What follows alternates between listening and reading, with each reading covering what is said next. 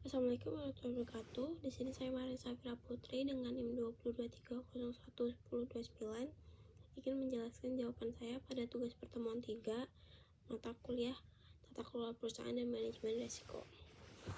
Untuk pertanyaannya, penjelasan tentang 8 prinsip utama ISO 31000 dan ilustrasi penerapannya.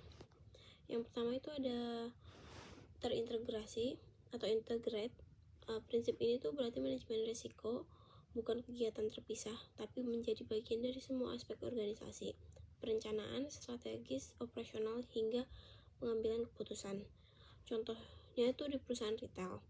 Sebelum pembukaan toko baru, tim manajemen risiko ikut dalam perencanaan lokasi, biaya sewa lokasi, anggaran, dan strategi penjualan agar risiko persaingan, biaya sewa tinggi, dan rantai pemasukan dapat diantisipasi dari awal. Lalu yang kedua itu ada terstruktur dan komprehensif atau structure and comprehensive. Itu tuh pendekatan risiko dilakukan secara sistematis dan menyeluruh sehingga semua potensi risiko teridentifikasi, dianalisis, dan ditangani secara logis. Contoh dari perusahaannya tuh perusahaan retail. Jadi di sini kita pakai contoh perusahaan retail. Retail memiliki proses terstruktur untuk mengevaluasi stok barang, risiko pencurian, risiko permintaan musiman, serta risiko pemasok. Semua risiko itu dianalisis dari mulai penyebabnya, dampaknya, hingga rencana mitigasinya. Lalu yang ketiga ada disesuaikan atau customize. Manajemen risiko harus disesuaikan dengan konteks organisasi, yaitu tujuan lingkungan, ukuran, dan karakter bisnis perusahaan.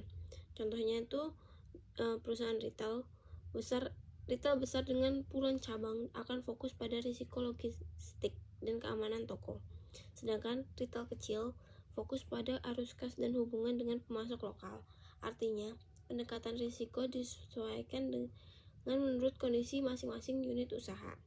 Lalu yang keempat ada inklusif.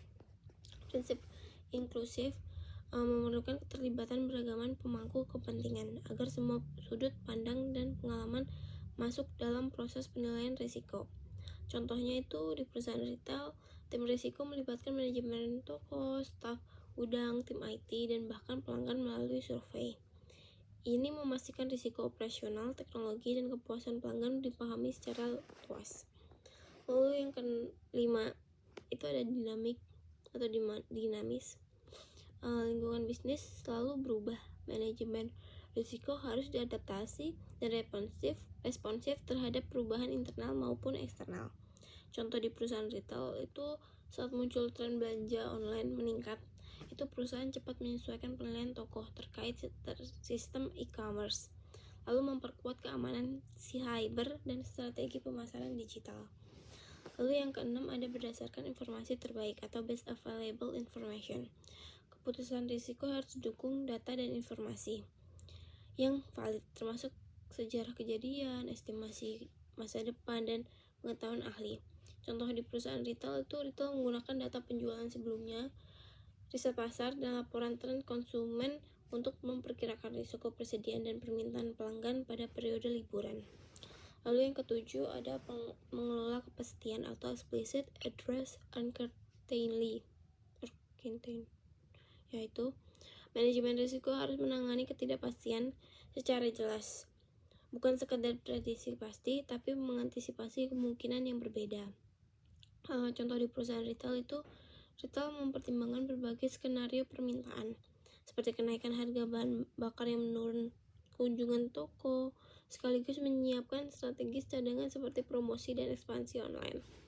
Lalu yang ke-8 ada peningkatan berkelanjutan atau continual improvement. Proses kejadian tidak berhenti sekali saja. Organisasi harus terus belajar dari kejadian, evaluasi kinerja risiko, lalu memperbaiki prosesnya.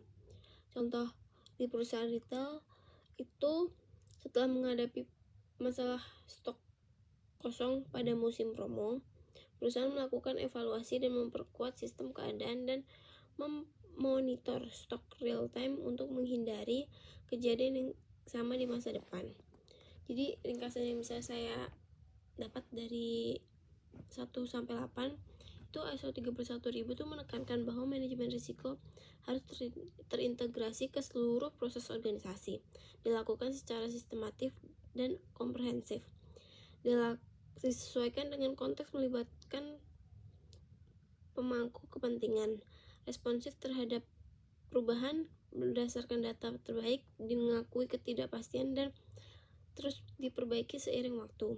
Dalam perusahaan retail, prinsip-prinsip ini diterjemahkan ke dalam perencanaan lokasi toko, evaluasi stok, terlibatan tim operasional, respon terhadap tren konsumen, pemanfaatan data penjualan, skenario perencanaan, dan pembelajaran dari pengalaman sebelumnya. Sekian yang dapat saya sampaikan. Terima kasih.